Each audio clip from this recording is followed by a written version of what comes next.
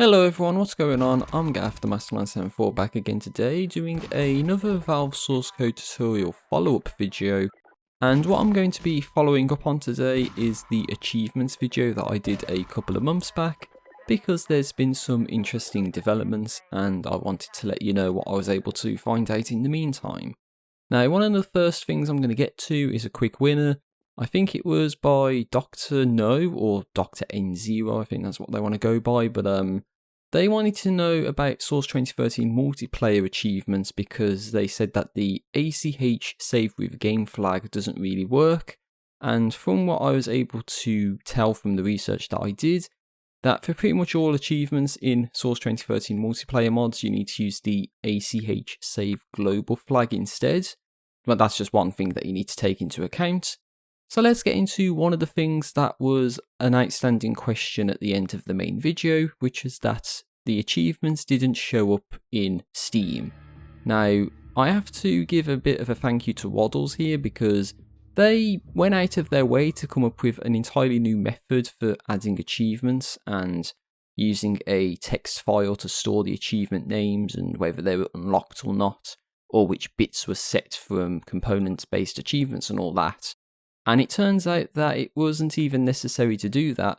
It was because I made a mistake on my end, because I had to rename the mod folder to test so I could place it in my source mods directory, but I didn't rename the mod english.txt file to account for the name of the mod. So basically, if you rename your, resource mod name underscore English or mod name underscore language.txt file appropriately, then the achievements end up showing up. So it was because I did not name the mod underscore English.txt file correctly. So just make sure that you actually name that correctly for when you launch your mod into Steam. That way achievements show up and you'd have no issues. So another thing that I found out about, which is actually after dealing with the gamepad UI stuff, which I did a video about, which is you can actually add icons or images for when the achievements are locked, which is not the standard sort of stock padlock image. So to do this, you need to create a material that represents the achievement being locked, and you need to call it the achievement name in question, for example, mod got cop kills, but you need to add underscore BW to the end of that name. And in VTF edit, at least with the VGUI version of the achievements icon, you need to have the flags sRGB, no MIP map, and no level of detail selected. But with those flags selected, pretty much everything else applies. It needs to go in the same folder. The .vmt would pretty much have the exact same stuff in it as the unlocked version of the achievements icon. You just need to make sure you add the underscore BW bit to the end of the base texture name. And if you do that, then you would see that you have locked images for achievements. Now, I think it's not really necessary to add locked images for achievements that are hidden, because hidden achievements don't show up in the achievements menu until you actually unlock the achievement. So you could probably save, a few kilobytes by just not having locked images for hidden achievements. And speaking of the gamepad UI feature, there's actually a way to add achievement materials for usage with that UI. So it's fairly straightforward, and what you can do is actually make the icons 128 by 128 in size, and you'd also need to make sure that the images get saved to your mod's materials, gamepad UI, and achievements folder. You also need to make sure that the VTF has just the sRGB flag checked, and specifically for the locked images, they would adhere to the exact same format. You'd have to have the achievement name for the unlocked icon, and then the achievement name underscore BW for the locked material. But what I noticed is that for the locked material specifically, that you need to add $vertex alpha, and then in speech marks after it 1, as you'll probably see in the video. Don't know why that's needed, but that is something that is the case for pretty much all of the sort of locked achievement icons from Half-Life 2 and that, which I was able to determine from research. So anyway, let's get on to the second question that was outstanding at the end of the previous video, which was about adding achievement notifications. I gave them a shout out earlier in the video, but it was Waddles who helped me figure this out, and I'm going to showcase to you what they were able to do with a couple of changes, because I'm going to be including some additions that would account for localization purposes. So what you want to do is go to your achievement mgr.cpp file and find the award achievement function, and above this you want to add hashtag if def of client DLL, then con command F of do achievement notification, and then the second string is just a help string, does an achievement notification, or you can leave that blank or add something different. And then after that, the flag is fcvar hidden, because we don't want people to have access to this con command to use it or exploit it. Then you want to add a const wchar_t called asterisk achievement name, which equals achievement localized name from str of args.arg1. Then int prog, which is short for int progress, equals a to I of args.arg2, and int goal equals a to I of args.arg3. Then you want to create a bunch of const wchar_t asterisks called, in this case, achievements, achieved, completed, achievement earned, and achievement progress. All of these are equal to g_p vgui localize arrow find, and then inside the speech marks, hashtag, and then the variable name. So hashtag achievement, hashtag achieved, hashtag completed, hashtag achievement earned, and hashtag achievement progress. So these would need to go inside of your mods, mod_english.txt or mod_language.txt file. So you need to add achievement, achieved, completed, achievement earned, and achievement progress, and what that would translate to essentially. So achievement earned, achievement completed, achievements achieved, or whatever the case might be. That is something that I would leave down to people that know more than the English language to help me experiment with, just to see if that ends up working for different localizations. But then after this, in the con command, you want to add const char asterisk msg, which equals cfmtstr of, then inside the speech marks %ls, then inside of like quotation marks %ls, and then %ls, and you'll see that in the video. And then the first %ls is for achievement, the middle %ls is for achievement name, and the third %ls is for achieved. Then if prog is lower than goal, then we want to change msg to be cfmtstr of \n %ls, then in brackets %d /%d, and then %ls \n, as you'll see in the video. And then the first %ls is achievement name, the first %d is prog, the second %d is goal, and the second %ls is completed. Then you want to create a wchar_t called buff, which is an array of size 1028. And then you want to do q_strtowcs.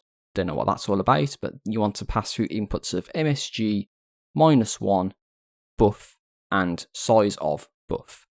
Anyway, after that, you want to add C achievements notification panel called *p panel equals get HUD element of C achievements notification panel.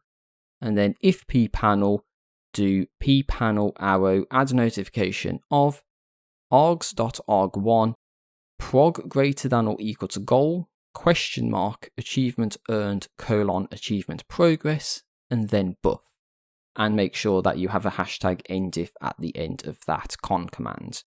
Then you want to go inside of the award achievement function, and after Drenger's comment, which says p achievement arrow unachieved, but before TJ's comment, which is the iGame event asterisk event or whatever that is, you want to add the following. So you want to have hashtag if ndef of client DLL, then create a static con command called *cmd, which equals cvar arrow find command of, and then in speech marks do achievements notification.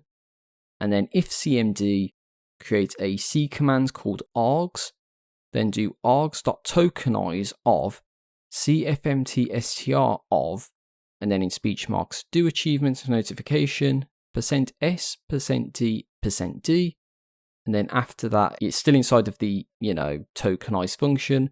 For the first %ls it's p achievements arrow get name, then the first %d is p achievements arrow get count, and the second %d is p achievements arrow get goal, and then do cmd arrow dispatch of args, and then make sure after the if statements you add #endif. Now this would add achievement notifications for the vast majority of cases, but this wouldn't actually do anything for component-based achievements.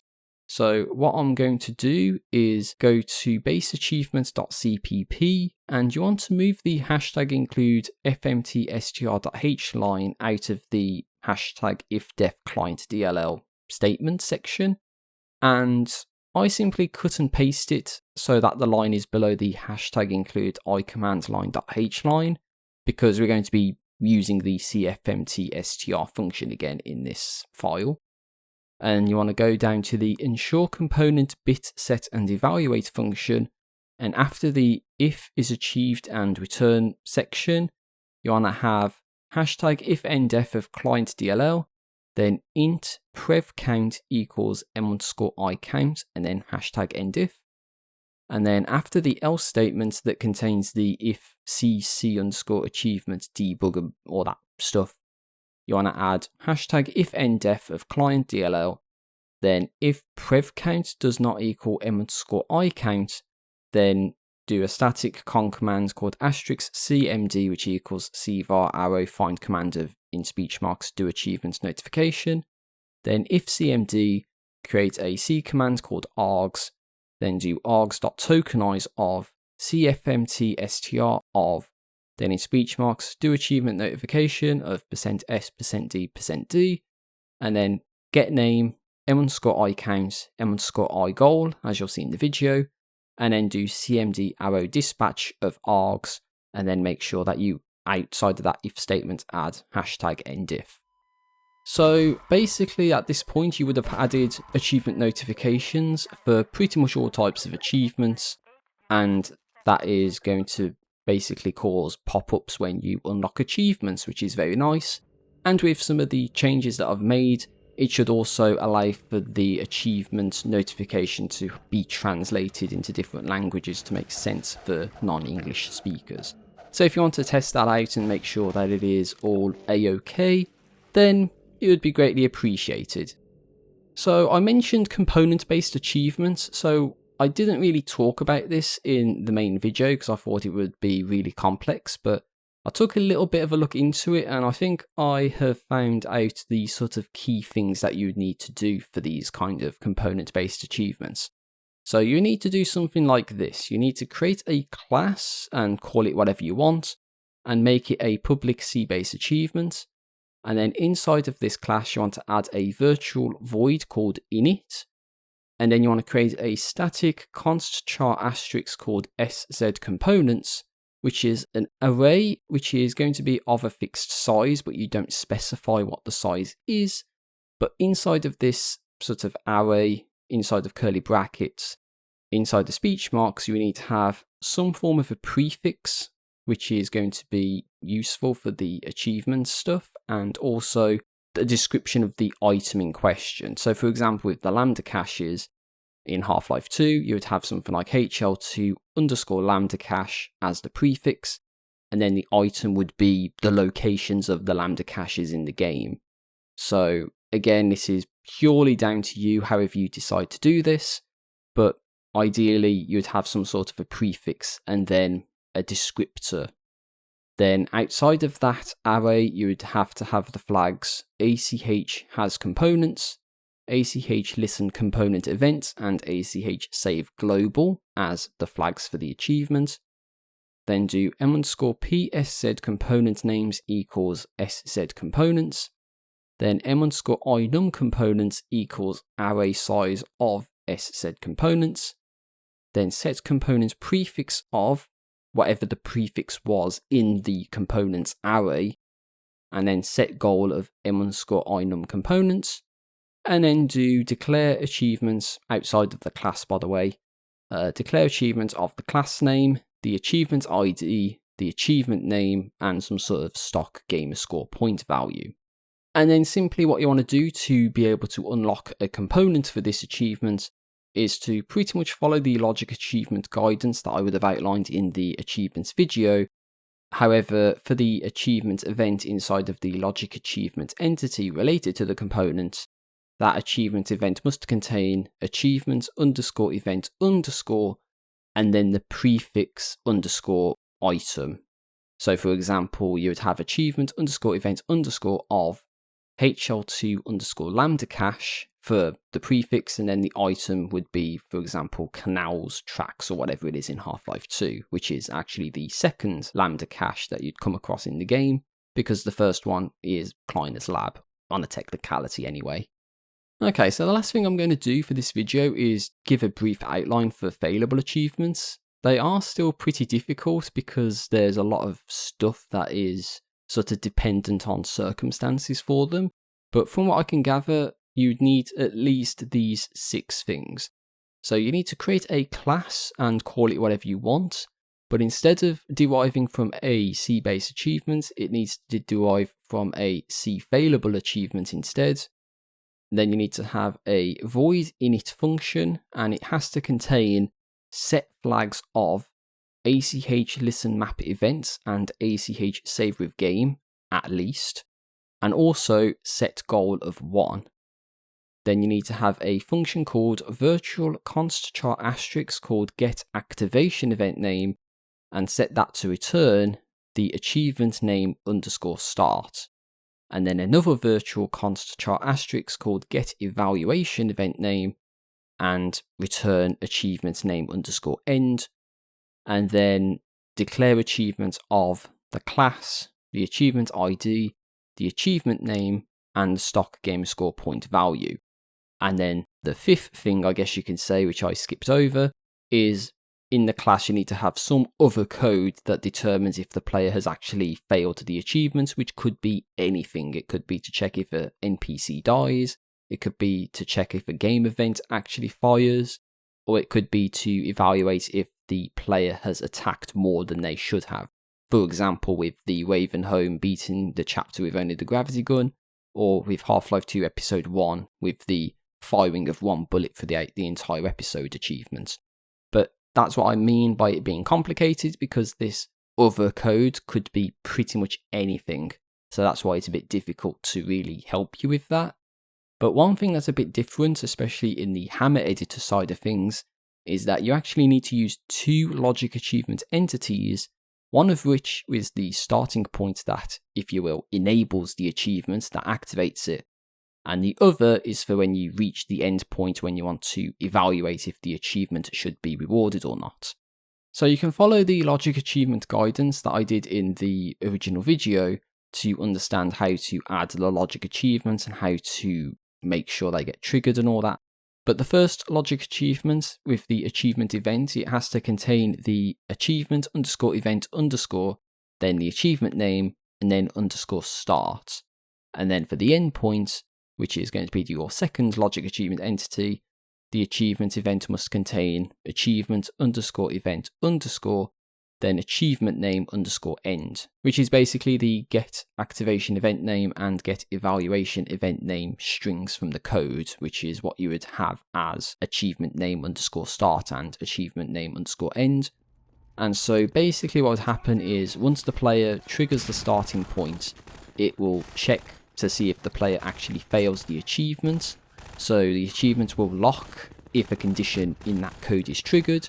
So for example, in Half-Life 2 Episode 1, at the end of the episode, if a citizen during the escort section dies when the achievement says that all citizens must survive, then the achievement will lock and you won't be able to obtain it. But if all of the citizens survive, then there's nothing in the code that gets triggered to say that the achievement was failed, So once you reach the ending condition, then the achievement will unlock. So that's kind of the concept of it anyway, but as I said, it's a bit difficult to implement because there's that one asterisk where it's like down to you what you decide to add, which determines if the achievement failed or not. But at least I hope with this outline for component-based and failable achievements, you can add those kind of achievements if you want to. And as always, there's always the Half-Life 2 achievements, the Episode 1 and Episode 2 achievements that you can consult for further information. That could probably help you out more than I could. But yeah, everyone, that's the follow-up video. I hope you found this useful and helpful. I need to give a massive thank you to Waddles for their work in trying to make this work and actually getting the achievement notifications to work. It's very much appreciated. And as stated earlier, if you want to check the whole achievement notification for different languages thing and see if it works, then it would be greatly appreciated. And I'll see you again very, very soon, I hope, for another video of some description. And I hope you check that out. And as always, have a great day, peace out, see you later, and take care out there.